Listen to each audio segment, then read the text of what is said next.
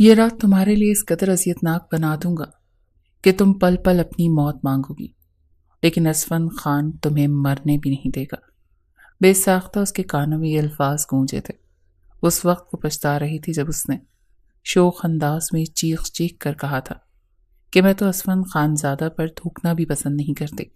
پتہ نہیں کیا سمجھتا ہے خود کو، مگر آج وہ اسی کی سیج سجائے بیٹھی تھی۔ اندھیرے کمرے میں مدھم روشنی جل رہی تھی، مگر اس کی روشنی میں بھی وحشت بسی ہوئی تھی۔ بیڈ کے سرخ گلاب بکھرے ہوئے تھے، مگر ان کی خوشبو میں بے بسی کی مہک شامل ہو چکی تھی۔ ایشال کا کمزور نازک وجود ہلکے سنہری جوڑے میں لپٹا لرز رہا تھا۔ اس کی آنکھوں سے آنسو بہہ رہے تھے، مگر کوئی دیکھنے والا نہیں تھا۔ کانپتے ہونٹوں سے سسکیاں نکل رہی تھیں، مگر کسی کو سننے کی پرواہ نہ تھی۔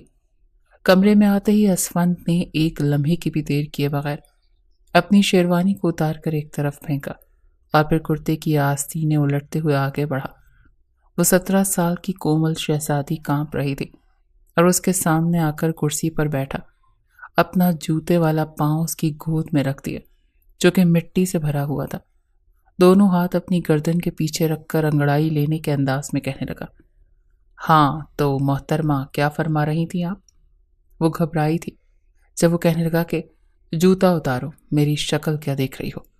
اس نے اسفند کا پاؤں چھٹکنا چاہا، لیکن جس طرح گھوری سے اسے دیکھا مجبوراً اسے اس کے جوتے اتار کر ایک طرف رکھنے پڑے۔ پھر کہنے لگا، جانتی ہو پرانے وقتوں میں بیویاں شادی کی پہلی رات سہاگ رات منانے سے پہلے کیا کرتی تھیں؟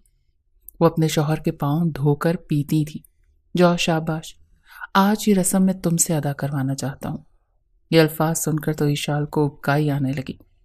گھبراتے ہوئے کہنے لگی، میں مر جاؤں گی لیکن کبھی بھی ایسا کچھ نہیں کروں گی۔ وہ کہنے لگا کہ اچھا، یہ تو وقت ہی بتائے گا۔ اتنا کہہ کر وہ ایک جھٹکے سے اس کے جسم پر موجود دوپٹے کو جدا کرنے لگا۔ دھیرے دھیرے اس کے کپڑوں کو کھینچ کر وہ اس کے وجود سے الگ کرنے کی کوشش کر رہا تھا جو کئی جگہ سے کھینچنے کی وجہ سے پھٹ چکے تھے۔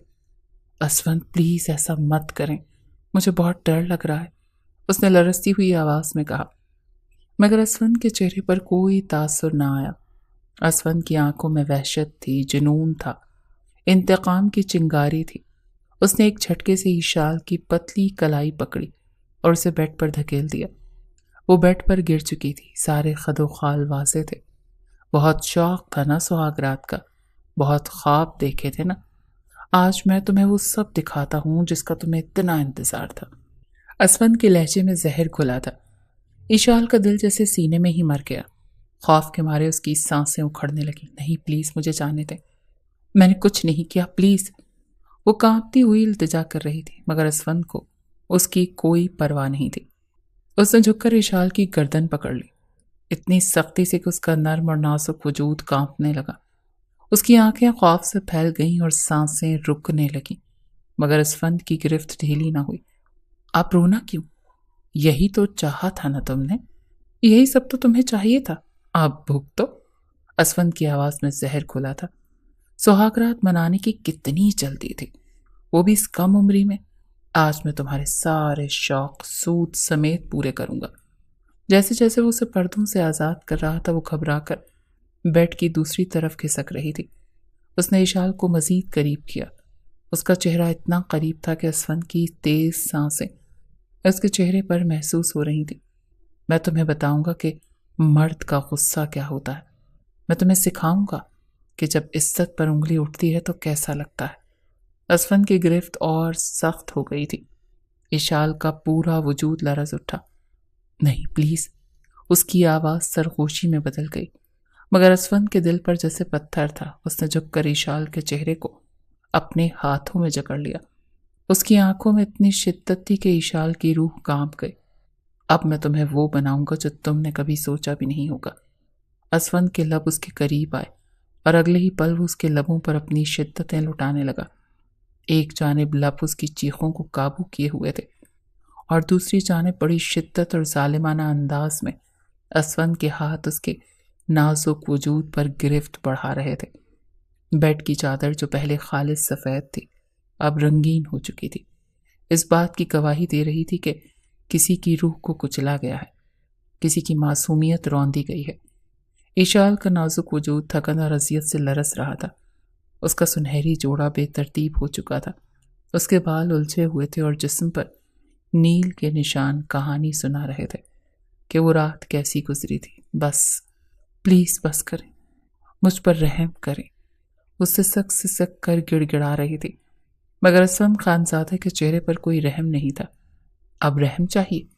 جب زبان چلاتی تھی تب یہ نہیں سوچا تھا کہ یہ دن بھی دیکھنے پڑیں گے؟ اسفند کا لہجہ زہر آلود تھا، اس کی آنکھوں میں وحشت تھی، ایک عجیب سا جنون تھا، جیسے وہ کسی اور ہی دنیا میں ہو۔ ایشال کی آنکھوں میں آنسوؤں کے ساتھ بے بسی تھی۔ خدا کے لیے بس کریں، میں مر جاؤں گی، میرے پیٹ میں شدید درد ہو رہا ہے، میری سانس رک جائے گی۔ کہاں وہ 17 سال کی اور کہاں 30 سال کا اسفند خانزادہ؟ مگر اسفند کی گرفت اور مضبوط ہو گئی۔ نہیں، ابھی مرنے کا وقت نہیں آیا، ابھی تو سزا باقی ہے۔ اس کی آواز میں انتقام تھا، شدید انتقام، جیسے وہ ایشال کو ہر لفظ، ہر جملے کا حساب چکانا چاہتا ہو۔ ایشال کی سسکیاں دم توڑ رہی تھی اور اس کا وجود ٹھنڈا ہو رہا تھا۔ وہ نیم بے ہوشی کی کیفیت میں جا چکی تھی۔ درد کی شدت اتنی تھی کہ اس کا ذہن مفلوج ہو رہا تھا، ہر چیز دھندلا رہی تھی۔ آخری بار جب اسفند نے ایک جھٹکا دیا تو ایشال کے لب کپ کپائے، اس کے آنسو تکیے میں جذب ہو رہے تھے۔ کانپتے ہونٹوں سے وہ صرف ایک جملہ نکال سکی، میری غلطی اتنی بڑی نہیں تھی جتنی آپ نے مجھے سزا دی، میں آپ کو کبھی معاف نہیں کروں گی اسفند خانزادہ۔ اسفند نے پل بھر کو اپنی گرفت ڈھیلی کی، اس کے دل میں جیسے کچھ چبھا ہو۔ وہ ایک پل کو ساکت ہوا، اس کے کانوں میں جیسے کوئی پرانی گونج سنائی دینے لگی ہو، کوئی پاگل عورت ہوگی جو اس اسفند سے شادی کرے گی، میں تو اس کی طرف دیکھ کر تھوکنا بھی پسند نہیں کرتی۔ یہ الفاظ اس کے ذہن میں گونج رہے تھے، جیسے کسی نے زور سے دروازہ بند کیا ہو اور اس کی باز گشت اس کے دماغ میں قید ہو گئی ہو۔ یہ الفاظ تھے کہ ایک بار پھر اسفند کی شدتوں میں پہلے سے بھی زیادہ اضافہ ہونے لگا۔ یہی الفاظ تھے جو کچھ دن پہلے ایشال نے کہے تھے، ہنستے ہوئے، مذاق اڑاتے ہوئے، اس کی چھوٹی بہن کے سامنے۔ اس نے ایشال کی بے جان کمزور وجود پر نظر ڈالی جو بے ہوشی کی کیفیت میں تھا۔ اس کی پلکیں لرز رہی تھیں اور ہونٹوں پر ابھی بھی درد کی سرگوشی باقی تھی، مگر اسفند خانزادہ نے خود کو سخت کر لیا۔ اس نے چہرہ دوسری طرف موڑا اور لب بھینچ لیے۔ یہ سزا تھی، ہاں یہ سزا ہی تو تھی، اور وہ سزا دے چکا تھا۔ بے جان وجود گواہ تھا کہ اس کی روح کو بری طرح پامال کیا گیا تھا۔ ایشال بے ہوش تھی، مکمل بے سد، مگر اسفند خانزادہ کے جنون نے اس کی بے ہوشی کی بھی پرواہ نہیں کی۔ وہ رات بھر اس پر ظلم ڈھاتا رہا، 3 بار اس سے وہ حق جتایا جو اس کا تھا، مگر محبت سے نہیں، نفرت سے، انتقام سے۔ اور جب اس کے وحشی جذبے تسکین پا گئے تو وہ تھک کر سو گیا، جیسے کچھ ہوا ہی نہ ہو۔ صبح کی روشنی کھڑکی سے اندر آئی تو کمرے میں صرف تباہی تھی۔ گلاب کی خوشبو اب بدبو میں بدل چکی تھی۔ ایشال نے پلکیں جھپکائیں، اس کے جسم میں ایک شدید ٹیس اٹھی، جیسے کسی نے اس کی ہڈیوں کو توڑ دیا ہو۔ آہ! وہ کر رہا ہی، کمر اور پیٹ میں ایسا درد تھا جیسے کسی نے اسے رون ڈالا ہو۔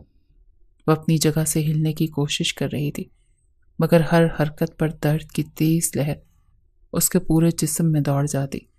آنکھوں میں آنسو تھے اور ہونٹوں پر کپ کپاہٹ۔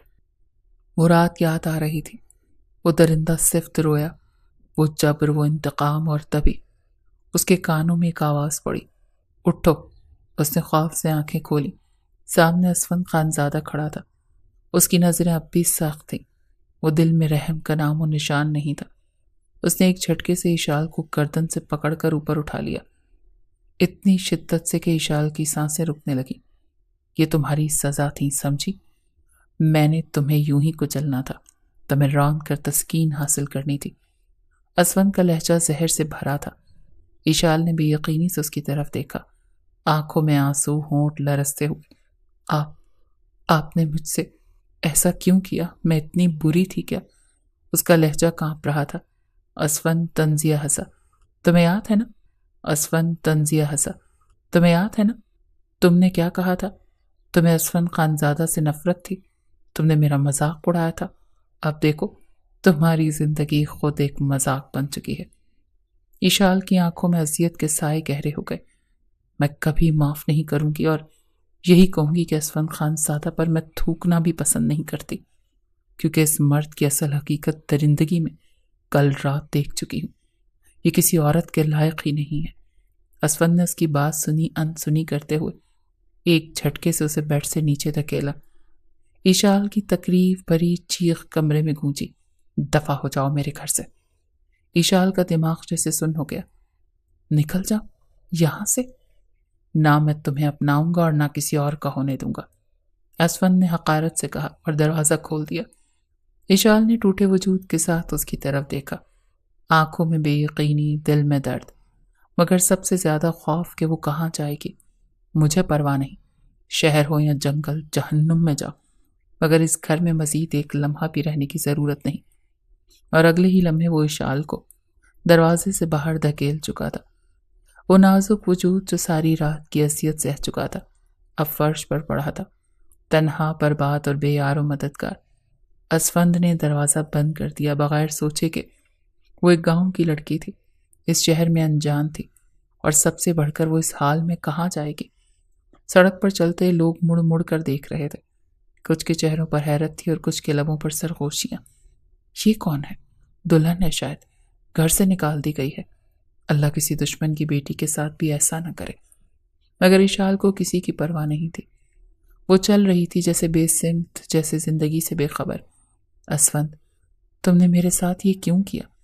میں تو تمہاری اپنی تھی، سگے چچا کی بیٹی تھی، مگر تم نے مجھے راستے پر لا پھینکا۔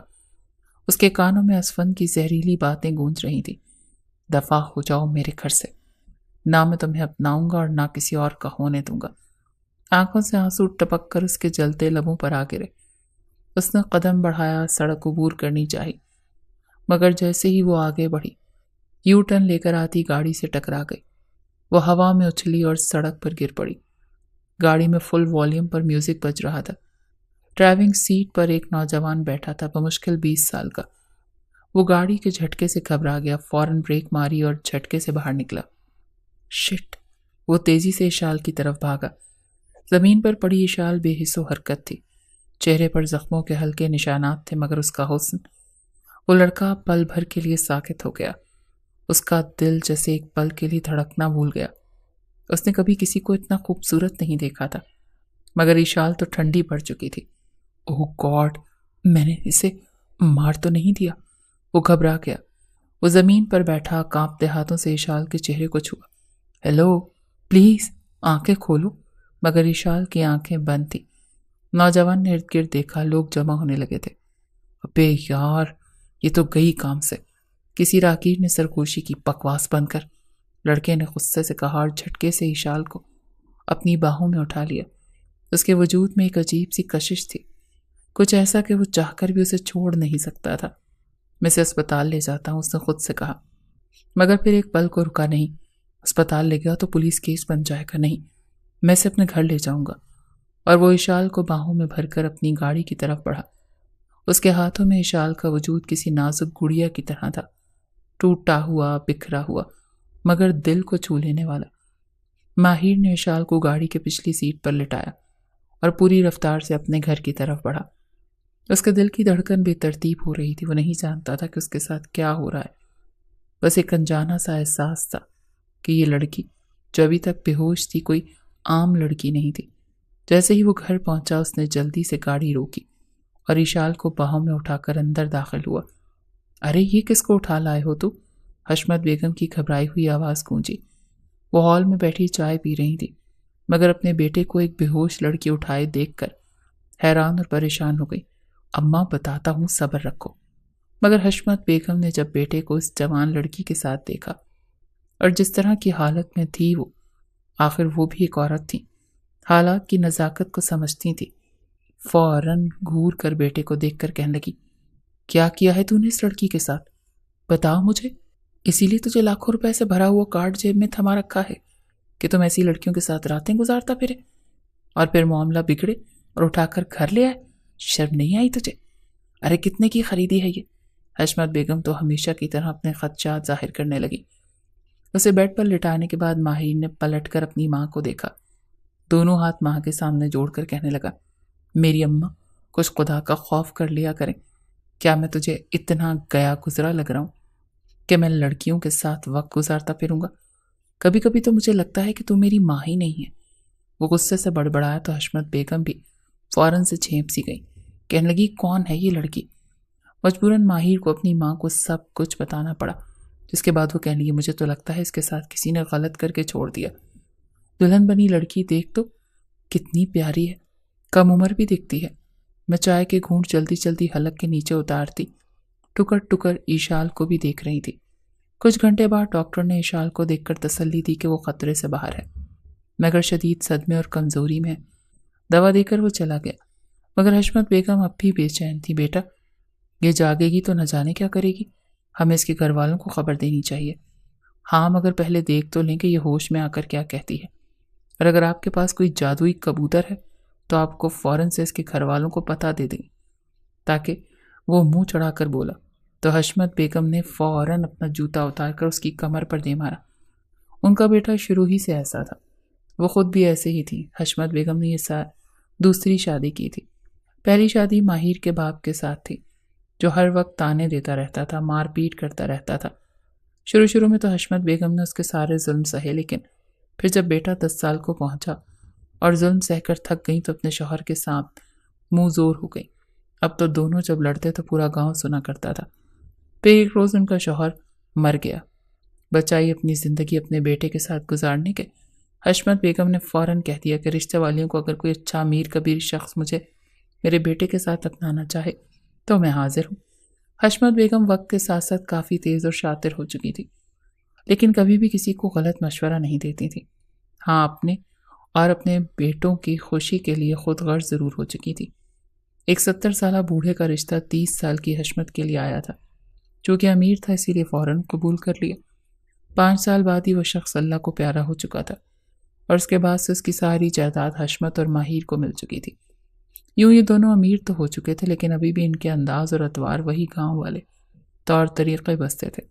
انہیں اتنے بڑے محل نما گھر میں رہتے دیکھ کر جب کوئی ان سے بات کرتا تو لہجے سے چھلکنے والا گاؤں کا لہجہ اور پھر وہی بدتمیزانہ انداز سن کر اکثر لوگ حیرت میں مبتلا ہو جاتے تھے۔ کچھ دیر بعد ایشال کی پلکیں ہلی، وہ کراہتے ہوئے ہوش میں آئی۔ آنکھیں کھولتے ہی وہ چھت کو گھورنے لگی۔ یہ جگہ، یہ در و دیوار، سب اجنبی تھا۔ اس نے ہلنے کی کوشش کی مگر جسم میں شدید درد تھا۔ ذہن میں صرف ایک ہی سوال تھا، میں کہاں ہوں؟ کمرہ سنسان تھا، وہ تنہا تھی۔ امی، اس کے کانپتے لبوں سے سرگوشی نکلی۔ امی پلیز میرے پاس آؤ، مجھے ڈر لگ رہا ہے۔ اس کی آنکھوں سے آنسو بہنے لگے۔ وہ بند کمرے میں خود کو بالکل بے یار و مددگار محسوس کر رہی تھی، مگر وہ نہیں جانتی تھی کہ باہر کوئی تھا جو اس کی بے بسی کو سن رہا تھا۔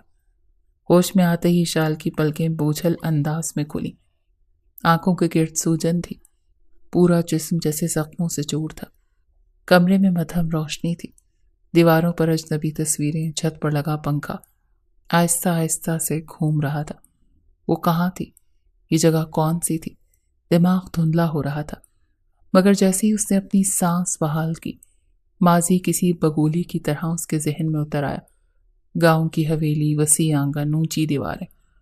وہ اپنی حویلی کو صاف دیکھ سکتی تھی، جہاں وہ پیدا ہوئی، پلی بڑی، جہاں ماں باپ کی محبت تھی، جہاں اس کے چچا اور چچی نے بھی ہمیشہ شفقت سے پالا تھا۔ مگر اس حویلی میں ایک ایسا شخص بھی تھا جسے وہ کبھی سمجھ نہیں پائی تھی، اسفند خان۔ بچپن سے ہی وہ روایتی جاگیرداروں کی طرح سخت مزاج تھا، چہرے پر ہر وقت سنجیدگی اور آنکھوں میں وہ روب جس نے سب کو اس سے ڈرا رکھا تھا۔ وہ کم ہی بات کرتا تھا، اور جب بھی کرتا تھا تو حوص جمانے کے لیے۔ ایشال کے لیے وہ ہمیشہ ایک پہیلی رہا تھا، ایک ایسا شخص جو ہر وقت غصے میں رہتا تھا، ہر بات میں ضد کرتا اور سب سے بڑھ کر اسے ناپسند کرتا۔ وہ اکثر اسے آنکھیں دکھاتا، مگر ایشال بھی کسی سے کم نہ تھی۔ وہ چنچل، شرارتی اور شوخ مزاج تھے۔ اسفند جتنا خاموش تھا وہ اتنی ہی باتونی تھی۔ وہ اکثر اسفند کی بہن رانیہ کے ساتھ اس کی بدخوئی کیا کرتی تھی۔ اسفند کو اپنی بہن کی یہ بے تکلفی پسند نہیں تھی، اور ایشال کی شوخیوں سے تو اسے ویسے ہی شدید نفرت تھی۔ ہمیشہ اپنا کمرہ بند رکھتا، یہاں تک کہ ملازموں کو بھی کمرے میں داخل ہونے کی اجازت نہیں تھی۔ صرف اس کی ماں تھی جو اس کے کمرے میں جا کر صاف صفائی کے لیے کرتے۔ اشال کے دل میں یہ تجسس ہمیشہ پنپتا رہتا، کسی طرح میں جا کر دیکھوں کہ آخر اس کھڑوس شخص کے کمرے میں ایسا کیا ہے جو یہ ہر وقت اپنا کمرہ بند رکھتا ہے۔ ایسے کون سے خفیہ راز ہیں جو اس نے یہاں پر چھپا رکھے ہیں؟ لیکن ہر بار یہ کمرہ سب بند ہی ملتا تھا۔ اس شام 1 ہفتے بعد حویلی واپس لوٹا تھا، مگر اس بات سے اشال انجان تھی کہ وہ واپس لوٹ چکا ہے۔ صحن میں وہ خوبصورت پھولوں کی کیاریاں ٹھیک کر رہی تھی جب اس نے اسفند کے کمرے کی کھڑکی کھلی دیکھی۔ اگلے ہی پل اسے ایک شرارت سوچی، آج رات کو شاید اسفند واپس آنے والا تھا۔ یقیناً تائی جان اس کے کمرے کی صفائی کر رہی ہوں گی۔ یہ سوچتے ہوئے اسے شرارت سوجی اور وہ چلتے ہوئے اوپری منزل پر آ گئی جہاں پر اسفند کا کمرہ موجود تھا۔ ذرا سا نوب گھمایا تو دروازہ کھلتا چلا گیا۔ وہ اندر گئی تو دیکھ کر حیران رہ گئی۔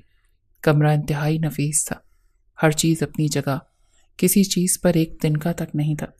دیواروں پر ہتھیاروں کی سجاوٹ تھی، ایک بڑی سی الماری کتابوں سے بھری ہوئی تھی اور بیڈ پر سیاہ رنگ کی چادر بچھی ہوئی تھی۔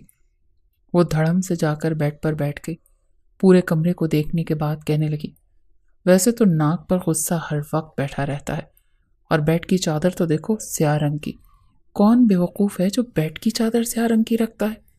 تبھی اس کی نظر الماری پر گئی۔ وہ الماری کو کھولنے کے لیے آگے بڑھی کہ دروازہ کھلنے کی آواز آئی۔ اس کا دل زور سے دھڑکا۔ اس نے مڑ کر دیکھا اور پل بھر میں اس کے چہرے کا رنگ سفید پڑ گیا۔ اسفند واش روم سے باہر آ چکا تھا، صرف ایک باتھ ٹال میں، باقی پورا وجود بے لباس تھا۔ پانی کے قطرے اس کے گھنے بالوں سے ٹپک رہے تھے، چوڑی چھاتی پر نمی کی ہلکی ہلکی چمک تھی اور چہرے پر وہی غصہ، شدید غصہ، جیسے کچا ہی چبا جائے گا۔ اشال کی آنکھیں پھٹی کی پھٹی رہ گئیں۔ شرم اور خوف کے مارے وہ فوراً پردے کے پیچھے چھپ گئی، مگر اسفند اسے دیکھ چکا تھا۔ اشال کا دل بری طرح دھڑک رہا تھا۔ پردے کے پیچھے کھڑی وہ خود کو چھپانے کی ناکام کوشش کر رہی تھی، مگر اس کی سانسوں کی بے ترتیبی اس کے خوف کی چغلی کھا رہی تھی۔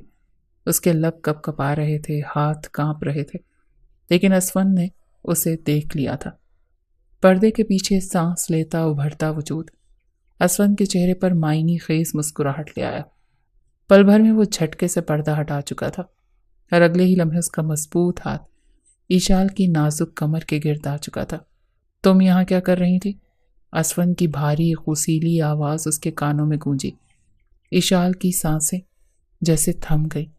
اسفند کا برہنہ سینہ جو ابھی بھی پانی سے بھیگا ہوا تھا اس کے نازک وجود سے جا لگا۔ نمی کی ٹھنڈک اور اسفند کے جسم کی گرمی نے اشال کے حواس کو مفلوج کر دیا۔ میں تو بس ایسے ہی چلی آئی تھی۔ وہ ہکلائی، نظریں جھکا لیں اور خود کو چھڑوانے کی ناکام کوشش کی، مگر اسفند کا شکنجہ سخت تھا۔ ایسے ہی؟ اسفند نے اس کی گردن کے قریب جھکتے ہوئے سرگوشی کی۔ اس کی گرم سانسیں اشال کے کانوں کے پیچھے پڑی تو اس کے جسم میں ایک جھرجری سی دوڑ گئی۔ اس کی انگلیاں اشال کی نازک کمر پر رینگ رہی تھی۔ اپنا چہرہ اس کے کان کے قریب رکھے ہوئے کہنے لگا، جانتی ہو نا مجھے، اپنے کمرے میں کسی کا داخل ہونا پسند نہیں، اور جو میرے قانون کی خلاف ورزی کرتے ہیں انہیں میں سزا دیتا ہوں۔ یہ کہہ کر وہ اسے اپنی مزید قریب کر چکا تھا۔ نازک سی لڑکی کو گھبراتا ہوا دیکھ کر لطف اندوز ہو رہا تھا۔ بڑی مشکل سے اشال کہنے لگی، سوری، مجھے اندازہ نہیں تھا، میں تو بس آپ کے کمرے کی صاف صفائی کرنے کے لیے آئی تھی۔ لیکن وہ اس کے چہرے پر نظریں گاڑ کر کہنے لگا، اچھا، صاف صفائی کرنے کے لیے آئی تھی تو پھر پردے کے پیچھے کیوں چھپی؟ چور کی داڑھی میں تنکا ہے نا؟ یہ کہہ کر اس نے اشال کی ٹھوڑی کو سختی سے پکڑا، اس کا چہرہ اپنے قریب کیا اور اس کی بڑی بڑی آنکھوں میں جھانک کر کہا، تمہیں سزا ملنی چاہیے اشال۔ اشال کے لب مزید کپ کپائے۔ سزا؟ اس کے لبوں سے بمشکل نکلا، اور اگلے ہی لمحے اسفند نے اپنا چہرہ جھکایا، اپنے سخت لب اشال کے نرم لبوں پر رکھ دیے۔ اشال کی آنکھیں یکدم پھیل گئی۔ اسے ہلکے سے نہیں چوم رہا تھا، بلکہ جیسے اپنے غصے اور جنون میں اسے اپنے اندر جذب کر رہا تھا۔ اشال نے مزاحمت کی، اپنے ہاتھوں سے اسے دھکا دیا، مگر اسفند نے اور سختی سے اسے اپنی گرفت میں لے لیا۔ چھوڑو مجھے، وہ مدھم سی آواز میں بولی، مگر اسفند کے کانوں میں جیسے کچھ نہیں پڑا۔ وہ جان بوجھ کر اسے بے بس محسوس کروا رہا تھا، جان بوجھ کر اس کی بے بسی میں مزہ لے رہا تھا۔ اشال کا دم گھٹنے لگا۔ اس نے خود کو پوری طاقت سے پیچھے کیا تو اسفند نے آخر کار اسے آزاد کر دیا، مگر جانے سے پہلے وہ اشال کے ہونٹوں کو ہلکے سے کاٹ چکا تھا۔ اس نے خود کو پوری طاقت سے پیچھے کیا تو اسفند نے آخر کار اسے آزاد کر دیا۔ اشال نے جلدی سے لبوں پر ہاتھ پھیرا۔ اس کی سانسیں بری طرح اکھڑی ہوئی تھیں۔ اسفند نے اس کی گردن کے قریب جھک کر سرگوشی کی۔ دوبارہ میرے کمرے میں آئیں تو تمہارا کنوارا پن سلامت نہیں بچے گا اشال۔ یہ کہتے اس نے اشال کو جھٹکے سے چھوڑا تھا۔ اشال قدم پیچھے ہٹاتے ہٹاتے دیوار سے جا لگی۔ اس کی آنکھوں میں بے یقینی تھی، چہرہ شرم، خوف اور حیرانی سے سرخ ہو چکا تھا۔ یہ اسفند واقعی ایک درندہ تھا۔ اشال کو وہ شام بار بار یاد آتی جب اسفند نے اسے سزا کے نام پر اپنے لبوں کی سختی میں قید کر لیا تھا۔ وہ جب بھی اس پل کو یاد کرتی اس کا پورا جسم کانپ اٹھتا۔ وہ اسفند سے بچنے کی ہر ممکن کوشش کر رہی تھی۔ گھر میں کہیں بھی جاتی پہلے ادھر ادھر نظر دوڑاتی کہ کہیں وہ آس پاس تو نہیں۔ وہ اس کی نگاہوں کی شدت دوبارہ سہنے کے لیے تیار نہیں تھی، مگر وہ جانتی تھی یہ زیادہ دیر نہیں چلے گا۔ صحن میں چمکتی دھوپ تیزی سے مدھم ہو رہی تھی۔ مغرب کی اذان میں ابھی بھی کچھ وقت تھا۔ حویلی کے صحن میں بیٹھ کر رانیہ اپنے ناخنوں پر نیل پالش لگا رہی تھی، جبکہ اشال اس کے برابر میں بیٹھی زمین پر انگلی سے لکیریں کھینچ رہی تھی۔ تبھی اشال کو کچھ یاد آیا، وہ کہنے لگی، تم سے اگر ایک بات پوچھوں تو سچ سچ جواب دو گی رانیہ؟ رانیہ نے نیل پالش لگاتے ہوئے اپنے ہاتھ کو روکا، جو ہمیشہ ہلکا پھلکا میک اپ کر کے گھر میں رہا کرتی تھی۔ چہرے پر ہر وقت مسکراہٹ رہتی تھی اور موبائل تو 24 گھنٹے اس کے ہاتھ میں رہتا تھا۔ پڑھائی سے زیادہ اس کی توجہ موبائل میں ہوا کرتی تھی۔ اشال کے سوال پر وہ تھوڑی سی سٹ پٹائی اور پھر کہنے لگی، ہاں پوچھو۔ اشال نے اسے ایک نظر گھور کر دیکھا، پھر کہنے لگی کہ مراد کون ہے؟ یہ نام سن کر رانیہ کے چہرے کی رنگت اڑی تھی۔ کہنے لگی، کون مراد؟ اشال کہنے لگی کہ رانیہ جھوٹ مت بولنا، میں تمہیں اچھے سے جانتی ہوں، سمجھ میں آیا، ہم بہنیں ہیں، دوست ہیں اور کزنز بھی ہیں۔ بھلے تم مجھ سے عمر میں 2 سال بڑی ہو لیکن میں اب اتنی بھی چھوٹی نہیں۔ اگلے ہی پل رانیہ مسکرائی اور پھر کہنے لگی، وعدہ کرو کسی کو کچھ نہیں بتاؤ گی۔ جیسے ہی اشال نے وعدہ کیا تو وہ فوراً اس کے سامنے کھلی کتاب بنی بتانے لگی کہ وہ اس کے کالج کا لڑکا ہے جسے وہ بہت پسند کرتی ہے، مگر مسئلہ یہ ہے کہ ہمارے گھر میں خاندان سے باہر شادی نہیں کی جاتی۔ وہ بار بار مجھ سے شادی کرنے کو کہتا ہے، لیکن مجھے بھائی سے ڈر لگتا ہے، اگر بھائی کو پتہ چل گیا تو وہ تو میری جان ہی لے لیں گے۔ اسفند کا نام سن کر اشال کے ماتھے پر بل پڑ چکے تھے۔ کہنے لگی، اتنا تو اپنے ماں باپ سے نہیں ڈرتی جتنا تم اپنے بھائی سے ڈرتی ہو۔ اگر تم واقعی اس کے ساتھ زندگی گزارنا چاہتی ہو تو بجائے اسفند بھائی سے بات کرنے کے اپنے ماں باپ کو بتاؤ، اور سب سے پہلے تو مراد کو کہو کہ رشتہ لے کر ہمارے گھر آئے۔ میں تمہارے ساتھ ہوں، اسفند کی مرضی کبھی بھی تم پر مسلط نہیں ہونے دوں گی۔ وہ دونوں باتیں کر رہی تھی جب وہاں پر اسفند آ گیا اور کہنے لگا، کیا باتیں ہو رہی ہیں؟ کون سا رشتہ؟ رانیہ کے تو چہرے کی رنگت اڑ گئی، مگر فوراً اس کے سامنے 2 ٹک لہجے میں کھڑی ہو کر کہنے لگی کہ یہ ہمارا پرسنل میٹر ہے۔ آپ کو کسی نے تمیز نہیں سکھائی کہ 2 لڑکیاں بیٹھ کر باتیں کر رہی ہوں تو اس میں کباب میں ہڈی نہیں بنتے؟ ان کی پرائیویٹ باتیں بھی ہو سکتی ہیں۔ رانیہ کی تو جان نکلی تھی، جبکہ اسفند اسے گھور کر دیکھتا رہ گیا۔ کہنے لگا، میں تمہارے منہ لگنا پسند ہی نہیں کرتا، بلا وجہ کالی بلی بن کر میرا راستہ مت کاٹا کرو۔ یہ کہہ کر وہ وہاں سے جا چکے تھے، جبکہ اپنے بھائی کو یوں تڑکتا دیکھ کر رانیہ اگلے ہی پل مسکرائی تھی۔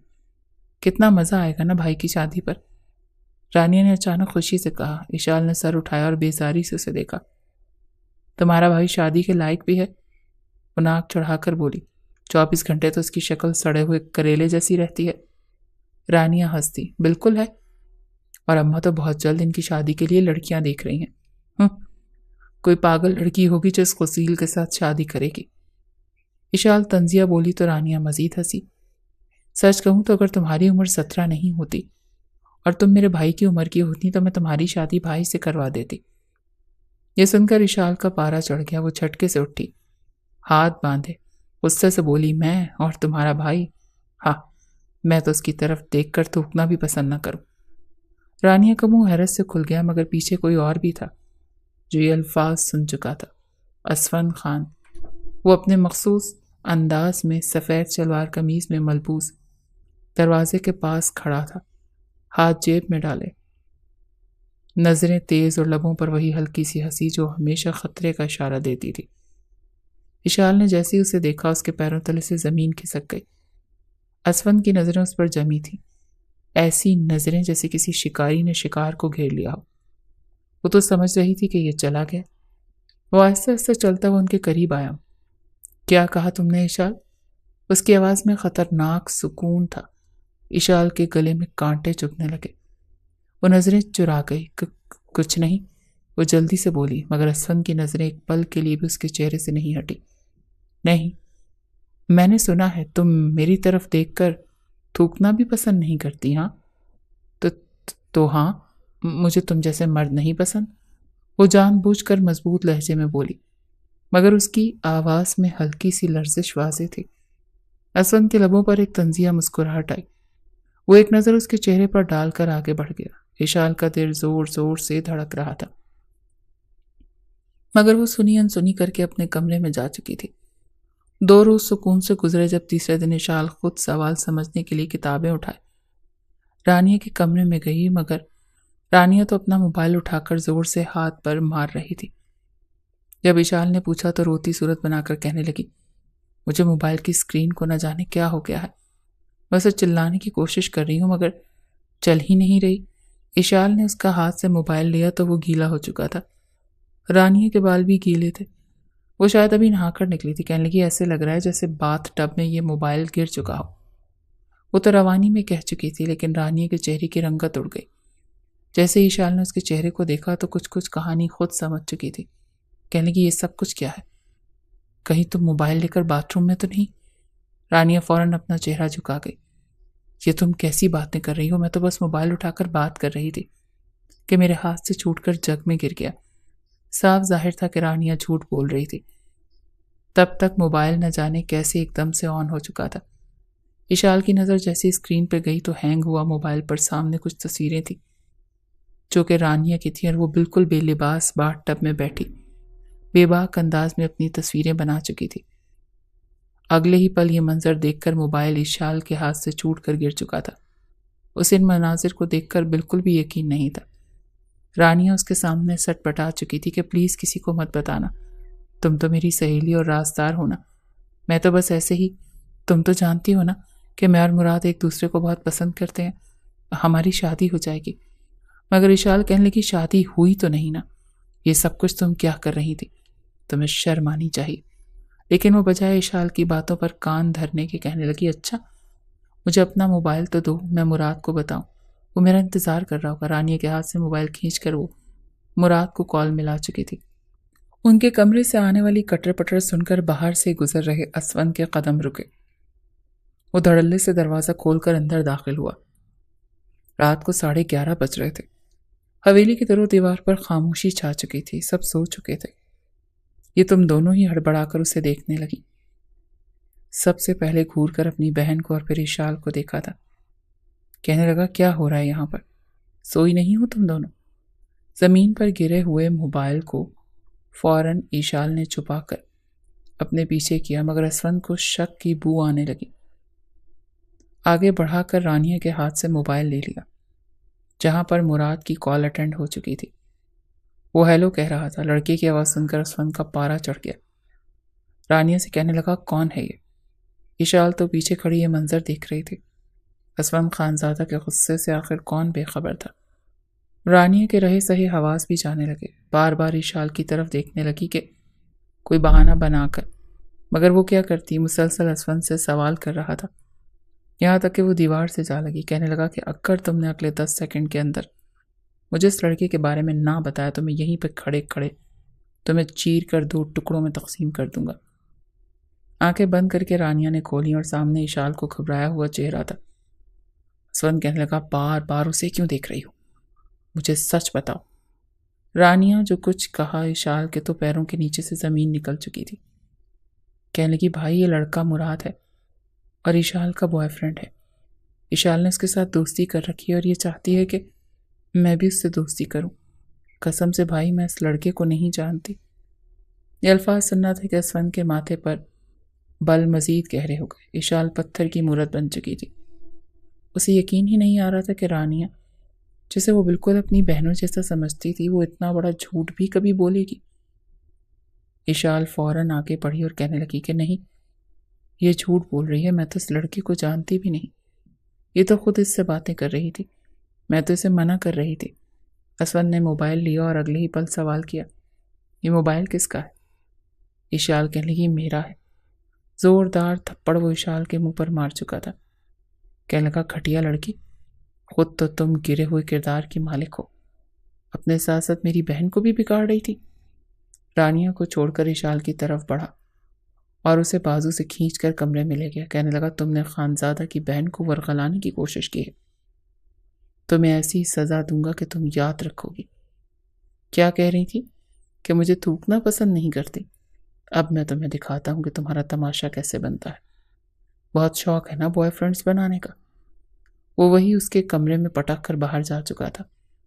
وہ روتے ہوئے اسے یقین دلا رہی تھی کہ میں نے ایسا کچھ نہیں کیا، رانیہ جھوٹ بول رہی ہے، مگر کون یقین کرتا؟ حویلی کے بڑے کمرے میں اسفند، اس کی ماں افسانہ بیگم، اس کی والدہ، اس کے والد کمال صاحب اور دیگر گھر کے بڑے افراد بیٹھے تھے۔ آج گھر میں ایک اہم فیصلہ ہونا تھا، اسفند کی شادی کا۔ افسانہ بیگم کی آنکھوں میں خوشی کی چمک تھی۔ اب فیصلہ یہ کرنا تھا کہ خاندان میں کون سی لڑکی ہمارے اسفند کے لیے بہترین رہے گی۔ کمال صاحب نے سنجیدگی سے سر ہلایا۔ ہاں، خاندان میں بہت سی اچھی بچیاں ہیں، تمہاری چچی کی بیٹی زینب یا تمہارے ماموں کی بیٹی ہیرا، دونوں ہی اچھی ہیں۔ افسانہ بیگم نے خوشی سے بیٹے کی طرف دیکھا۔ اسفند بیٹا، تم خود بھی کچھ کہنا چاہتے ہو؟ کوئی پسند ہے تمہیں؟ کمرے میں مکمل خاموشی چھا گئی۔ جب اسفند نے سیدھا بیٹھتے ہوئے گہری نظر سے سب کو دیکھا اور دھیمے مگر پراسر لہجے میں کہا، مجھے اشال سے شادی کرنی ہے، سب کو سانپ سونکھ گیا۔ افسانہ بیگم نے حیرت سے بیٹے کو دیکھا۔ کمال صاحب نے بھویں چڑھائیں۔ اشال؟ افسانہ بیگم نے دہرایا، ہاں، میں اسی سے شادی کرنا چاہتا ہوں۔ اسفند کا لہجہ مضبوط تھا، جیسے کوئی فیصلہ کر چکا ہو اور اسے بدلنا ممکن نہ ہو۔ کمال صاحب نے تو کچھ دیر سوچا، پھر بولے، لیکن بیٹا، تمہاری اور اس کی عمر میں کافی فرق ہے، تم 30 سال کے ہو اور وہ بھی صرف 17 کی ہے۔ اسفند کی آنکھوں میں ایک عجیب سا عزم تھا۔ عمر کا فرق میرے لیے معنی نہیں رکھتا ابو، وہ گھر کی لڑکی ہے، سب کی لاڈلی ہے، اور میں جانتا ہوں کہ وہ میرے لیے بہترین ہے۔ افسانہ بیگم اور کمال صاحب نے ایک دوسرے کی طرف دیکھا، وہ حیران تھے۔ لیکن بیٹا، تم دونوں کی طبیعت میں زمین آسمان کا فرق ہے، تم سنجیدہ ہو، غسیلی طبیعت کے ہو، اور وہ تو شوخ چنچل اور لاپرواہ سی ہے۔ افسانہ بیگم نے سمجھانے کی کوشش کی۔ اسفند نے گہری سانس لی اور مضبوطی سے کہا، یہ سب مجھے فرق نہیں پڑتا اماں، میرا فیصلہ اٹل ہے، میں اشال سے ہی شادی کروں گا۔ اشال کے ماں باپ رومانہ بیگم اور دانش صاحب بھی وہیں موجود تھے۔ انہوں نے حیرت سے اسفند کی بات سنی اور فوراً ایک دوسرے کی طرف دیکھا۔ ہمیں کوئی اعتراض نہیں، لیکن ہم اشال کی مرضی کے بغیر کوئی فیصلہ نہیں کریں گے، دانش صاحب نے کہا۔ وہ فوراً سنجیدگی سے کہنے لگا، تو جائیے چچا جان، جا کر اشال سے پوچھ کر آئیے، بلکہ آپ لوگ یہیں رکیے، میں خود اس سے بات کر کے آتا ہوں۔ اسفند وہاں سے اٹھ چکا تھا، سیدھا اس کے کمرے میں گیا۔ اشال گھٹنوں میں سر دیے رو رہی تھی۔ جب کمرے میں آتے ہی اسفند نے اسے کہا، تمہارے ماں باپ تم سے سوال کریں گے کہ تم مجھ سے شادی کرنا چاہتی ہو یا نہیں، تم نے لازمی ہاں کرنی ہے۔ یکے بعد دیگرے کئی بم گر رہے تھے۔ کہنے لگی، یہ کیسی باتیں کر رہے ہیں آپ، میں کبھی بھی آپ سے شادی نہیں کروں گی، کیونکہ میری زندگی برباد کرنے پر آپ تلے ہیں۔ میں کہہ رہی ہوں نا کہ میں کسی مراد کو نہیں جانتی، وہ آپ کی بہن کا ہی یار ہے جسے میرے پلے باندھ رہی ہے، لیکن اپنی بہن کے نام پر غیرت جاگ چکی تھی۔ وہ اسے بالوں سے جکڑ کر کہنے لگا، شٹ اپ، بکواس بند کرو اپنی، چپ چاپ شادی کے لیے ہاں کرو۔ جتنی دیر کرو گی اور میری بہن کے کردار پر بات کرو گی، شادی کے بعد پہلی رات تمہارے لیے اتنی ہی خطرناک ثابت ہوگی۔ اگر تم نے میرے ساتھ شادی کے لیے ہاں نہ کی تو یاد رکھنا، میں تمہارے کرتوت تمہارے ماں باپ کو بتا دوں گا، اور پھر تمہارے ساتھ کیا ہوگا یہ تم اچھی طرح سے جانتی ہو۔ وہ ہر طرح سے راستے بند کر چکا تھا۔ مجبوراً اشال کو اپنے ماں باپ کو پوچھے پر ہاں کرنا ہی پڑا۔ اس کے دل سے جی بھر کر رانیہ کے لیے نفرت اور حقارت نکل رہی تھی، جس نے پلک جھپکتے ہی اپنا کیچڑ اس کے چہرے پر مل دیا تھا اور خود شریف معصوم بنی بیٹھی تھی۔ اسفند اپنی بہن پر جان نچھاور کرتا تھا۔ ساری دنیا ایک طرف اور اسفند کی بہن رانیہ اس کے دل میں الگ ہی مقام رکھتی تھی۔ شادی کا فیصلہ ہو گیا۔ اسفند نے مزید اعلان کیا کہ نکاح کے فوراً بعد میں اشال کو لے کر شہر چلا جاؤں گا، ہم گاؤں میں نہیں رکیں گے۔ یہ سن کر سب نے خوشی خوشی حامی بھر لی۔ رومانہ بیگم اور دانش صاحب بھی اس فیصلے پر مطمئن ہو گئے، کیونکہ انہیں لگا کہ بیٹی شہر میں زیادہ خوش رہے گی۔ پورے خاندان میں خوشی کی لہر دوڑ گئی۔ اشال کا نکاح دھوم دھام سے اسفند کے ساتھ کر دیا گیا۔ گاؤں کی سب سے حسین دلہن، مگر آنکھوں میں خوشی کے بجائے بے یقینی، خوف اور آنسو تھے۔ مہندی کی رات وہ اپنے کمرے میں خاموش بیٹھی تھی۔ گھر کے بڑے اس بات سے انجان تھے کہ ان تینوں کے بیچ کیا کچھ ہو چکا ہے۔ اس نے دوبارہ رانیہ سے بات کرنے کی کوشش نہیں کی تھی۔ وہ مہندی کی دلہن بنی بیٹھی تھی جب رانیہ اس کے پاس آئی اور مسکرا کر اس کا چہرہ اپنے ہاتھوں میں تھاما، لیکن وہ اس کے ہاتھوں کو جھٹکا دے چکی تھی۔ دور رہو مجھ سے، خبردار مجھے چھونے کی کوشش مت کرنا۔ تم نے میری زندگی برباد کر دی۔ میں تمہیں بہن سمجھتی تھی، لیکن تم منافق ہو، دوغلی نکلی۔ اپنے منہ کی کالک تم نے میرے منہ پر مل دی۔ ارے لعنت ہے تم پر۔ وہ غصے سے چنگھاڑ رہی تھی جب رانیہ بجائے شرمندہ ہونے کے اکڑ کر اس کے سامنے کھڑی ہو گئی اور کہنے لگی، تمہیں شوق تھا میرے معاملات میں دخل اندازی کرنے کا، ورنہ میں پچھلے 4 سال سے مراد کے ساتھ ریلیشن شپ میں ہوں۔ میں اپنے بھائی کی نظروں میں ہرگز نہیں گرا سکتی خود کو، اور اپنا مقام بھائی کی نظروں میں بحال رکھنے کے لیے میں کسی بھی حد تک جاؤں گی۔ یہ کہہ کر وہ وہاں سے جا چکی تھی اور ایک بار پھر اشال پھوٹ پھوٹ کر رونے لگی۔ کچھ دیر بعد دروازہ دھڑام سے کھلا اور اسفند اندر داخل ہوا۔ اس نے قدموں کی آواز سنتے ہی آنکھیں اٹھائیں، مگر اسفند کے چہرے پر جو وحشت تھی وہ اندر تک لرز گئی تھی۔ اسفند نے اس کا بازو پکڑ کر جھٹکے سے کھڑا کیا اور سرگوشی میں سرخ آنکھوں سے دھاڑا، کل کی رات تمہاری چیخیں گونجیں گی اشال۔ اشال کا سانس حلق میں اٹک گیا۔ شاید ہی کسی لڑکی نے اتنی تکلیف سہی ہو جتنی تم سہوگی۔ اس کے لہجے میں زہر کھلا تھا۔ اشال نے کپ کپاتے لبوں سے کچھ کہنے کی کوشش کی، مگر الفاظ گم ہو گئے۔ یہ شادی، یہ رشتہ ایک محبت بھرا ساتھ نہیں تھا، بلکہ ایک سزا تھی جس کا فیصلہ اسفند نے بہت پہلے کر لیا تھا۔ کمرے میں ہلکی روشنی جل رہی تھی۔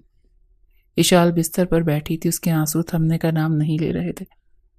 ہر سانس کے ساتھ ماضی کی تکلیف دہ یادیں تازہ ہو رہی تھیں۔ اس کی پیشانی پسینے سے بھیگ چکی تھی۔ وہ آنکھیں مسلسل بہتے آنسوں کی وجہ سے سرخ ہو رہی تھیں۔ دروازہ دھیرے سے کھلا اور حشمت بیگم اندر داخل ہوں۔ ان کی آنکھوں میں نرمی تھی، مگر چہرے پر ایک گہری سنجیدگی۔ بیٹا، کیا ہوا ہے؟ کیوں رو رہی ہو؟ وہ قریب آئی اور نرمی سے اشال کا سر تھپکنے لگی۔ اشال نے نم آنکھوں سے انہیں دیکھا اور پھر ایک دم ان کے گلے لگ کر پھوٹ پھوٹ کر رونے لگی۔ میں برباد ہو چکی ہوں، میرا سب کچھ ختم ہو چکا ہے۔ وہ ہچکیوں کے درمیان بول رہی تھی، مجھے کسی نے نہیں بتایا تھا کہ شادی کا مطلب قید ہوتا ہے۔ مجھے تو اسفند نے جیسے سزا دی ہے، جیسے میں کوئی انسان نہیں، بس ایک کھلونا ہوں۔ حشمت بیگم کے چہرے پر لمحے بھر کے لیے حیرت ابھری، پھر انہوں نے گہری سانس لی۔ بیٹا، صاف صاف بتاؤ کیا ہوا تھا تمہارے ساتھ؟ ان کی آواز میں ایسا تحکم تھا کہ اشال کانپتے ہوئے سب کچھ کہنے پر مجبور ہو گئی۔ وہ ٹوٹے ہوئے لفظوں میں سب کچھ بتانے لگی۔ اسفند کی زبردستی، اس کی بے رحمی، شادی کی پہلی رات کا، اور پھر اس کی بے دردی سے دھکے دے کر نکال دینا۔ حشمت بیگم خاموشی سے سب سنتی رہی۔ ان کی نظریں اشال کے چہرے پر جمی تھی، مگر دماغ تیزی سے کسی اور سمت سوچ رہا تھا۔ اسی لمحے دروازے پر ایک پرچھائی لرزتی نظر آئی۔ ماہر وہیں کھڑا تھا، اندر آتے آتے ٹھٹک گیا تھا۔ اس کے ہاتھ خود بخود مٹھیوں میں بند ہو گئے، دل جیسے کسی نے مٹھی میں جکڑ لیا ہو۔ یہ تو شادی شدہ ہے، وہ خود سے بڑبڑایا۔ آنکھوں میں نمی تیرنے لگی۔ حشمت بیگم نے ماہر کی جانب دیکھا اور ان کے ہونٹوں پر ایک گہری مسکراہٹ آئی۔ بیٹا، رونے سے کچھ نہیں ہوگا، اب تمہیں ہار نہیں ماننی چاہیے۔ انہوں نے اشال کے آنسو صاف کیے۔ اگر اسفند نے تمہارے ساتھ ظلم کیا تو تم کمزور کیوں بن رہی ہو؟ تم بھی اس کی بہن پر وار کرو جس نے تمہیں بے عزت کروایا۔ اشال نے حیرت سے انہیں دیکھا۔ کیا مطلب؟ حشمت بیگم کا لہجہ چالاک ہو چکا تھا، جیسے کسی شاطر عورت کی چالاکی ہو۔ رانیہ، اس کی حقیقت سب کے سامنے لاؤ۔ جو خود لڑکوں سے باتیں کرتی رہی ہو وہ تمہیں بدنام کروا گئی. تمہیں بے عزتی سہنی پڑی مگر اس نے مزے سے اپنی عزت بچا لی. اشال کے آنسو تھم چکے تھے. وہ ناسمجھی سے حشمت بیگم کو دیکھ رہی تھی مگر ان کی باتیں کہیں نہ کہیں اس کے دل میں جگہ بنا رہی تھی. بدلا لو بیٹا. وہ لڑکی جو خود پاک باز نہیں اس نے تمہیں ذلیل کروا دیا. اب وقت آ گیا ہے کہ تم اس کی اصلیت سب کو دکھاؤ. اشال کی آنکھوں میں پہلی بار نمی کے بجائے ایک سخت چمک آئی. اشال کو حشمت بیگم کے گھر رہتے کچھ دن گزر چکے تھے.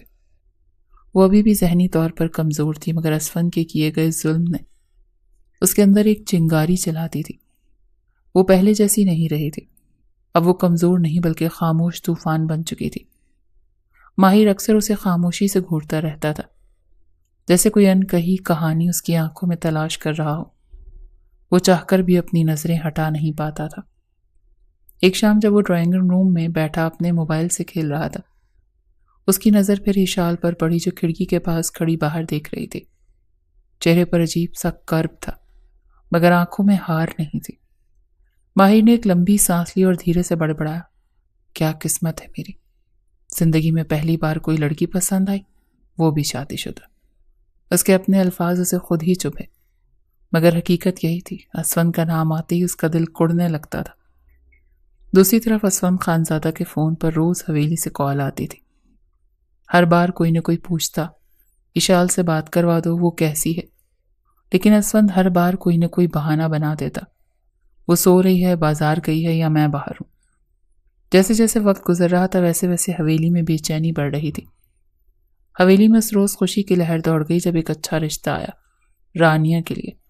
لڑکے والے بہت اچھے تھے, شہر کے پڑھے لکھے لوگ تھے. رانیہ کے رشتے کے لیے لڑکے والے کل آ رہے ہیں. اسفند تمہیں بھی آنا ہوگا, افسانہ بیگم نے فون پر سخت لہجے میں کہا تھا. اسفند جانا تو چاہتا تھا مگر اشال کے بغیر گیا تو کیا جواب دیتا. کہہ تو چکا تھا کہ ٹھیک ہے آ رہا ہوں. سارے راستے یہی سوچتا رہا کہ کہاں بہانہ بناؤں گا کہ اشال کیوں نہیں آئی.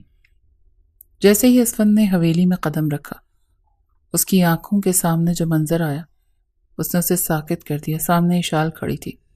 یہ یہاں کیا کر رہی ہے. اسفند کے ماتھے پر پسینہ آ گیا. اشال خوبصورت لباس میں ملبوس تھی مگر آنکھوں میں وہی سختی تھی جو اسفند نے کبھی نہیں دیکھی تھی. وہ پہلے والی ڈری سہمی اشال نہیں تھی. اسفند کے دل میں عجیب سی بے چینی ہوئی. یہ کیسے ممکن ہے, میں نے تو اسے شہر میں چھوڑ دیا تھا, اس نے دل میں سوچا. مگر حقیقت یہی تھی کہ اشال یہاں موجود تھی. بالکل پہلے جیسے نہیں بلکہ پہلے سے زیادہ مضبوط اور شاید پہلے سے زیادہ خطرناک.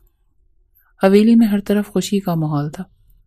سب اپنی اپنی تیاریوں میں مصروف تھے اور اشال سب کے ساتھ عام انداز میں گل مل کر کام کر رہی تھی.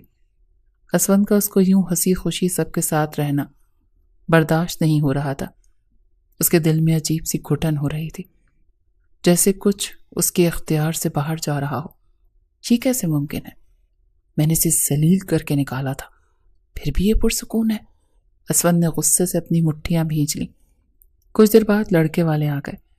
رانیہ کو سجایا سنوارا گیا مگر اس کا چہرہ اترا ہوا تھا. وہ سب کے سامنے مسکرانے کی کوشش کر رہی تھی مگر اس کی آنکھوں میں بے چینی واضح تھی. جیسے ہی رانیہ چائے لے کر اندر آئی اشال نے جان بوجھ کر آگے بڑھ کر اس کے ہاتھ سے ٹکرا دیا. گرم چائے سیدھا رانیہ کے لباس پر گری اور وہ چیخ اٹھی. اوہو معاف کرنا رانیہ, میرا ہاتھ پھسل گیا, اشال نے معصومیت سے کہا مگر اس کی آنکھوں میں چمک تھی. رانیہ جلدی سے کپڑے جھاڑنے لگی مگر جیسے ہی چائے کے داغ نے اس کا دوپٹہ گیلا کیا نیچے پہنا ہوا لباس کچھ نمایاں ہو گیا. لڑکے کی ماں نے چونک کر نظریں جھکا لیں جبکہ لڑکے کے باپ نے فوراً نظریں پھیر لیں. مگر جو سب سے زیادہ حیران ہوا وہ خود رشتہ دیکھنے آیا ہوا لڑکا تھا. یہ تو وہی لڑکی ہے جو کالج میں مراد کے ساتھ دیکھی تھی, اس نے دل میں سوچا. لڑکے نے اپنی ماں کے کان میں کچھ سرگوشی کی اور پھر فوراً کھڑے ہو کر کہا ہمیں کچھ وقت چاہیے, ہم سوچ کر بتائیں گے. یہ سن کر سب چونک گئے. افسانہ بیگم اور اسفند کے چہرے سخت ہو گئے جبکہ رانیہ کا رنگ فاق ہو گیا. اشال کے چہرے پر ایک ہلکی سی مسکراہٹ آئی. بدلا بھی مکمل نہیں ہوا, اس نے دل میں سوچا. شام کے سائے گہرے ہو رہے تھے. حویلی میں سب لوگ اپنے کمروں میں جا چکے تھے مگر اسفند کی آنکھوں میں غصے کی سرخی تھی. وہ کئی گھنٹوں سے برداشت کر رہا تھا مگر اب صبر کا پیمانہ لبریز ہو چکا تھا۔ جیسے ہی اسے موقع ملا وہ تیز قدموں سے آگے بڑھا اور اشال کا بازو سختی سے پکڑ کر اسے کھینچتا ہوا اپنے کمرے میں لے گیا۔ اشال کے قدم زمین سے اکھڑ گئے، مگر اس نے خود کو سنبھالا۔ دروازہ بند ہوتے ہی اسفند اس کے قریب آ کر سخت لہجے میں پوچھنے لگا، یہاں کیسے آئی تم؟ کیا چاہتی ہو؟ اشال نے غصے سے گھورا، مگر اپنی آواز کو مضبوط رکھتے ہوئے بولی، یہ میرا گھر ہے اسفند خان زادہ، اور میں یہاں اپنی مرضی سے آئی ہوں، تمہاری اجازت کی ضرورت نہیں۔ اسفند نے غصے سے اس کی کلائی دباتے ہوئے کہا، تمہیں لگتا ہے میں نہیں جانتا تم اندر ہی اندر کیا کھیل کھیل رہی ہو؟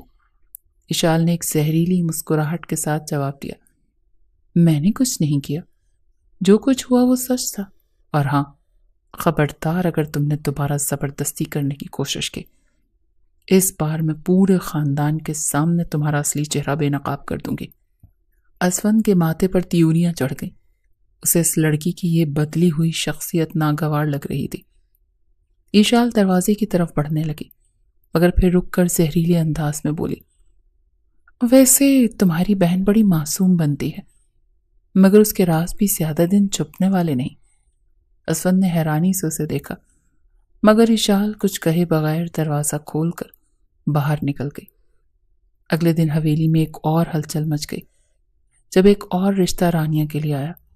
یہ رشتہ کسی اور کا نہیں بلکہ خود مراد کا تھا۔ میں مراد خانزادہ ہوں اور میں رانیہ کو پسند کرتا ہوں۔ میں عزت کے ساتھ اسے مانگنے آیا ہوں۔ مراد نے پورے اعتماد کے ساتھ کہا، لیکن اس سے پہلے کہ کوئی کچھ کہتا تائی ساس کے فون پر ایک میسج آیا۔ جیسے ہی انہوں نے فون کھولا ان کی آنکھیں حیرت سے پھٹ گئیں۔ یہ کیا ہے؟ ان کے ہاتھ کانپنے لگے۔ فون کی اسکرین پر رانیہ کی نہاتے ہوئے لی گئی تصویریں تھیں جو ایک انجان نمبر سے بھیج دی گئی تھیں۔ پورے کمرے میں خاموشی چھا گئی۔ رانیہ کی ماں کے ہاتھ سے موبائل گرنے والا تھا۔ وہ گڑبڑا کر اپنی بیٹی کو دیکھنے لگی، جبکہ اسفند اور افسانہ بیگم حیرانی سے صورتحال کو سمجھنے کی کوشش کر رہے تھے۔ اشال ایک کونے میں کھڑی تھی، ہلکی سی مسکراہٹ کے ساتھ۔ اس نے جو کرنا تھا وہ کر چکی تھی۔ رانیہ کی ماں کے چہرے کی رنگت سفید پڑ گئی۔ ان کے ہاتھ کانپنے لگے اور ایک جھٹکے سے سینے پر ہاتھ رکھ کر گرنے لگی۔ یا اللہ، یہ میں کیا دیکھ رہی ہوں؟ وہ چیخی۔ امی! اسفند نے لپک کر انہیں سنبھالا، مگر اسی لمحے ان کے شوہر کمال خان بھی کرسی سے گرتے ہوئے سینے پر ہاتھ رکھ کر ہانپنے لگے۔ ابو! ابو! رانیہ چیخی۔ پورا گھر ماتم کدا بن گیا۔ حویلی میں چیخو پکار مچ گئی۔ نوکر دوڑ کر آئے، سب ہکا بکا رہ گئے۔ اشال نے ایک نظر رانیہ پر ڈالی جو اپنی بربادی دیکھ کر سکتے میں آ چکی تھی۔ اس نے ہاتھ جوڑ کر ماں باپ کی طرف دیکھا، مگر وہ بے ہوشی کی حالت میں فرش پر پڑے تھے۔ انہیں فوراً ہسپتال لے جانا ہوگا، اسفند نے چیختے ہوئے کہا۔ فوراً گاڑی نکال کر انہیں ہسپتال لے جایا گیا۔ کئی گھنٹے بعد جب اسفند ہسپتال سے واپس آیا تو اس کی آنکھیں غصے اور تکلیف سے سرخ تھیں۔ اس نے دروازہ دھڑام سے کھولا اور سیدھا رانیہ کے کمرے میں جا گھسا۔ یہ سب کیا ہے؟ اسفند دھاڑا اور آگے بڑھ کر رانیہ کا گلا دبوچ لیا۔ بھائی چھوڑیں، مجھ سے سانس نہیں لی جا رہی۔ میں تمہیں زندہ نہیں چھوڑوں گا۔ تم نے ہماری عزت خاک میں ملا دی۔ ہمارے ماں باپ موت کے منہ میں چلے گئے اور تم آرام سے یہاں بیٹھی ہو۔ اسفند کی گرفت سخت ہو گئی تھی۔ رانیہ کی آنکھیں باہر آنے لگیں، سانسیں رکنے لگیں، مگر وہ زور زور سے پیر پٹکنے لگی۔ مگر اسفند کا غصہ کم نہیں ہو رہا تھا۔ تبھی اشال کی ہنسی کی آواز آئی۔ کیوں؟ اب بھی مجھے ہی مورد الزام ٹھہراؤ گے؟ کیا یہ تصویریں بھی میں نے ہی لی تھی؟ اسفند کے ہاتھ ڈھیلے پڑ گئے۔ اس نے آنکھیں بند کی، موبائل پر آخری بار ان تصویروں کو دیکھا اور پھر سر جھکا لیا۔ اسی وقت مراد بھی وہاں موجود تھا جو پورا تماشا دیکھ رہا تھا۔ اسفند بھائی، اگر میں رانیہ کو عزت بنا کر اپنے ساتھ لے جانا چاہتا ہوں تو آپ کیوں اسے مار رہے ہیں؟ مراد نے سنجیدگی سے کہا۔ اسفند نے چونک کر اس کی طرف دیکھا۔ تم اب بھی اسے اپنانا چاہتے ہو؟ ہاں، میں 5 سال سے رانیہ کو پسند کرتا ہوں اور مجھے اس سے کوئی فرق نہیں پڑتا۔ اس نے جو کچھ کیا میرے لیے کیا تھا۔ یہ سنتے ہی رانیہ پھوٹ پھوٹ کر رو پڑی۔ میں نے آپ سے جھوٹ بولا تھا، میں نے خود کو آپ سب کی نظروں میں گرانے سے بچانے کے لیے ایشال پر الزام لگایا کہ اس کا مراد سے چکر ہے۔ یہ سنتے ہی پورے کمرے میں سناٹا چھا گیا۔ اسفند نے غصے سے مٹھیاں بھینچ لی۔ اسفند کے ماں باپ اسپتال سے گھر لوٹ آئے، مگر ان کے چہروں پر وہ پرانا روب اور دبدبا نہیں تھا۔ زندگی کے سب سے بڑے دھوکے اور تکلیف کے بعد وہ ٹوٹ چکے تھے۔ اب ان کے پاس کوئی اور راستہ نہیں بچا تھا، سو انہوں نے رانیہ اور مراد کا نکاح کروا کر فوراً رخصت کرنے کا فیصلہ کیا۔ اب ہم یہ معاملہ مزید نہیں کھینچ سکتے۔ عزت تو پہلے ہی خاک ہو چکی ہے۔ بہتر ہے کہ رانیہ اپنی زندگی مراد کے ساتھ گزارے، کمال خان نے کہا۔ رانیہ شرمندگی کے ساتھ نکاح کے الفاظ دہرا رہی تھی۔ اس کی آنکھوں میں آنسو تھے، مگر اب وہ بے بسی کو قبول کر چکی تھی۔ اب مجھے بھی کچھ کہنا ہے۔ سب کی نظریں اس آواز پر جم گئیں۔ ایشال سامنے کھڑی تھی، اس کے چہرے پر ضبط اور تکلیف کے نشانات تھے۔ میں آج سب کو بتانا چاہتی ہوں کہ میرے ساتھ کیا ہوا۔ میں وہ ظلم دنیا کے سامنے لانا چاہتی ہوں جو اسفند خان نے مجھ پر کیا۔ یہ کہتے ہوئے وہ پھوٹ پھوٹ کر رونے لگی۔ وہ بتانے لگی کہ کیسے اسفند نے اپنی انا کے جنون میں اس کے ساتھ زیادتی کی اور اسے دھکے دے کر گھر سے نکالا، کیسے وہ زخمی حالت میں سڑک پر پڑی رہی، کیسے ماہر اور اس کی ماں نے اسے سہارا دیا، کیسے اس نے اپنا ہر لمحہ خوف میں گزارا۔ کیا یہ میرا قصور تھا کہ میں ناسمجھی میں بول گئی کہ مجھے اسفند سے شادی نہیں کرنی؟ کیا یہ میرا اتنا بڑا گناہ تھا کہ مجھے اتنی خوفناک سزا دی گئی صرف شک کی بنیاد پر؟ اسفند صاحب نے اپنی بہن کا گناہ میرے سر تھوپ دیا، اور آج جب بہن کی سچائی سامنے آئی تو اسے اسی کے ساتھ رخصت بھی کروا دیا۔ وہ چلائی۔ پورے خاندان میں خاموشی چھا گئی۔ اسفند جو ایک کونے میں کھڑا تھا، اس کا چہرہ زرد پڑ گیا۔ ایشال کے والدین آگے بڑھے۔ ہم اپنی بیٹی کو یہاں نہیں رہنے دیں گے۔ ہم اب اپنی بیٹی کو وہاں لے کر جائیں گے جہاں وہ عزت اور سکون کے ساتھ جی سکے۔ دانش صاحب نے دو ٹوک الفاظ میں کہا۔ جس قدر ہو سکی انہوں نے اسفند کی بے عزتی کی تھی، تذلیل کی تھی۔ ایشال اپنے والدین کے ساتھ اس حویلی کو چھوڑ گئی تھی۔ انہوں نے ایک الگ گھر لے لیا تھا اور ایشال نے اپنے حقوق کے لیے خلا کا مقدمہ دائر کر دیا تھا۔ وہ کہتی رہی کہ جو شخص مجھ پر شک کر کے مجھے برباد کر سکتا ہے، میں اس پر دوبارہ یقین نہیں کر سکتی۔ اسفند نے رو رو کر معافیاں مانگی، مگر ایشال کا دل اس کے لیے پتھر کا ہو چکا تھا۔ تمہاری وجہ سے میں نے اپنی زندگی کی سب سے معصوم لمحے کھو دیے۔ میں نے تکلیف سہی، میں نے خود کو سنبھالا، مگر اب تمہاری معافی میرے کسی کام کی نہیں۔ اس کے الفاظ اسفند کے دل میں کسی نشتر کی طرح چبھے، مگر اب بہت دیر ہو چکی تھی۔ اس کا غرور، اس کی انا، سب کچھ راکھ ہو چکا تھا۔ ایشال نے اپنی پڑھائی دوبارہ شروع کی اور ایک نئی زندگی کی شروعات کی۔ وہ یونیورسٹی کی سیڑھیوں پر کھڑی اپنی کتابیں سمیٹ رہی تھی کہ اچانک اسے ایک مانوس سی آواز سنائی دی۔ یہ لڑکی مجھے 4 سال پہلے ملی تھی، تب بھی خوبصورت تھی اور آج بھی حسین لگ رہی ہے۔ ایشال نے چونک کر دیکھا۔ ماہر اس کے سامنے کھڑا مسکرا رہا تھا۔ ماہر؟ ہاں، اور تمہیں دیکھ کر مجھے وہی احساس ہو رہا ہے جو پہلے دن ہوا تھا۔ ایشال کی آنکھوں میں حیرت تھی۔ ماہر نے سنجیدگی سے کہا، میں اپنی ماں کو تمہارا رشتہ لے کر بھیجنا چاہتا ہوں، اور اس بار تمہیں میرے ساتھ اپنی پوری زندگی گزارنی ہوگی۔ ایشال نے ایک لمحے کے لیے سوچا، پھر مسکرا دی۔ مجھے کوئی اعتراض نہیں۔ ایشال اور ماہر کا نکاح ہو گیا۔ نکاح کی رات ماہر نے ایشال کو نرمی سے اپنے قریب کیا، مگر اس کی آنکھوں میں محبت اور احترام تھا۔ میں تمہاری زندگی میں وہ تمام خوشیاں واپس لاؤں گا جو تم نے کھو دی تھی، اس نے وعدہ کیا۔ ایشال کی آنکھوں میں آنسو آ گئے، مگر وہ خوشی کے آنسو تھے۔ مجھے تم پر یقین ہے ماہر۔ ماہر نے آہستہ سے اسے اپنے سینے سے لگا لیا۔ اسفند کے زخموں کی جگہ اب ماہر کی نرمی اور محبت نے لے لی تھی۔ اسفند سب کچھ کھو چکا تھا۔ ایشال کو کھو کر وہ شدید ڈپریشن میں چلا گیا۔ اس کے اپنے والدین اس سے بات نہیں کرتے تھے۔ حویلی میں سب اس سے نظریں چراتے تھے۔ ایک دن وہ اپنے کمرے میں تنہا بیٹھا تھا۔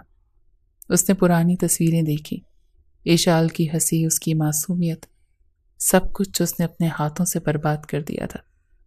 اس کے آنسو بہنے لگے۔ کاش میں اپنی انا کے بجائے محبت کو چنا ہوتا۔ وہ چیخ اٹھا، مگر اب اس کے پاس پچھتاوے کے سوا کچھ نہیں بچا تھا۔